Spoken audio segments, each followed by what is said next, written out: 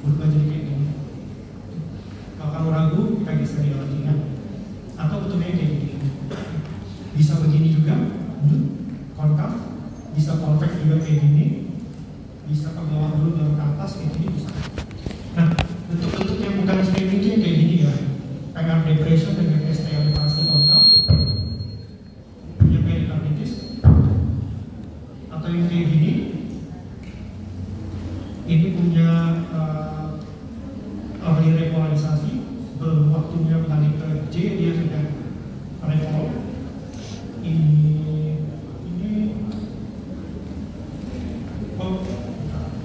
Ini berganda kayak gini. Ini bifasik T ini punyanya Quellen, tapi tidak T. Ini juga bentukan early repol. Ya. Jadi kalau bentuknya kayak gini, pasiennya nggak ada keluhan ACS, ya udah nggak usah. Syaratnya apa? Kalau lead lain, esterifikasi atau depresi lebih dari sama dengan 1 mm. Oke? Khusus untuk V7, V9 0,5. Ya, lebih thresholdnya lebih rendah. Kalau V1 sampai V3, lihat umur.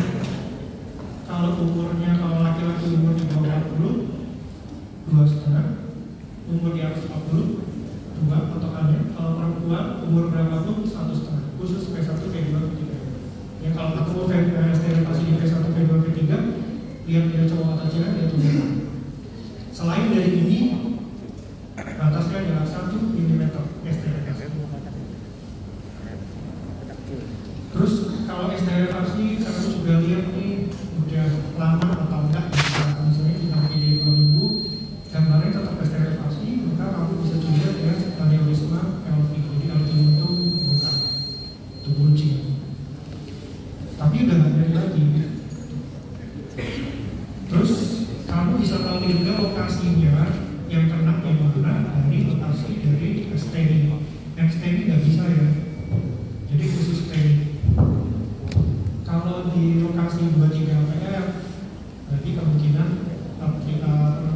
pertemuan tanah. Kalau misalnya V2, berarti kalau tinggi antara satu.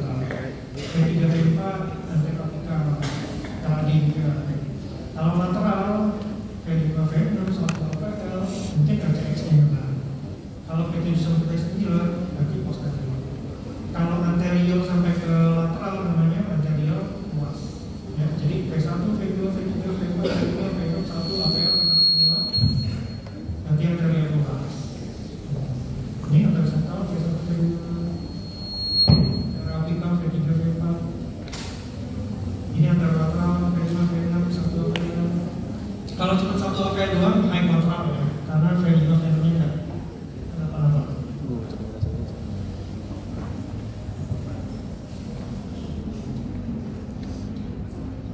Nah, sekarang untuk gelombang segmen ST dan gelombang T, ini kamu bisa lihat di sini ya, ada ST elevasi di anterior, inferior, I2, 3, APF, dan V2, V3, V4, V5, V6. Lateralnya enggak, nanti anterior dan inferior. Ya, oke. Sudah ada gelombang Q-nya, sudah ada kita terus. Syaratnya 25% dari ketinggian IRS. Ya. Ini sudah jelas lebih dari seperempat.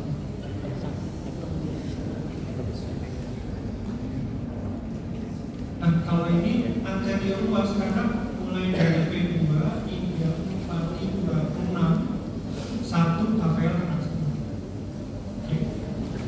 Kalau yang ini antara sektor 2, V1, V2, V3, V4 juga. Kalau ini inferior, lainnya apa? Kalau ini inferior, terus kamu lihat yang R-nya, 4R-nya nggak ada masalah.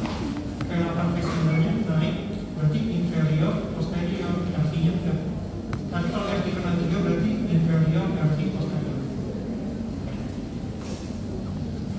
Kalau yang ini kita bisa lihat interiornya kena, terus kamu cek kanan, kanannya kena juga. Ini kalau dicek posteriornya normal berarti cuma interior empty.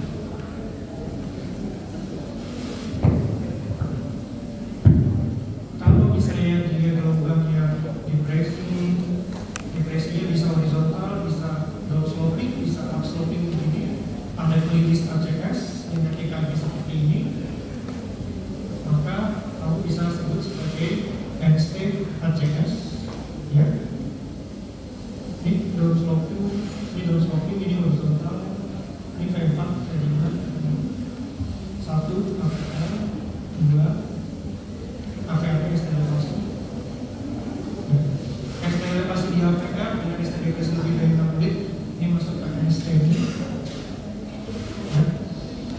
Kalau kamu cek markernya dia positif berarti STD, kalau markernya negatif berarti unstable anemia. Sementara kamu boleh diagnosis sebagai status.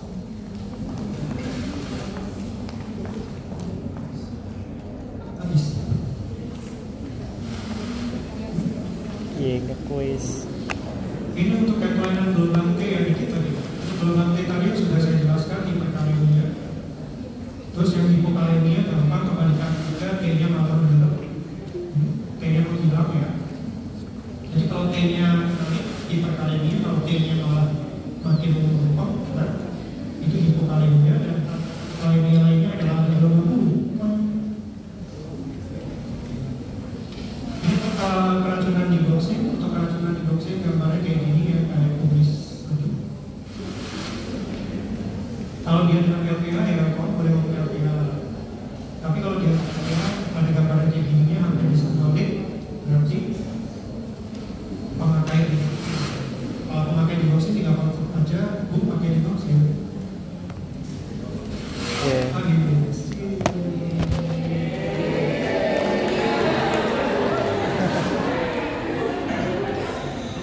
Let's go.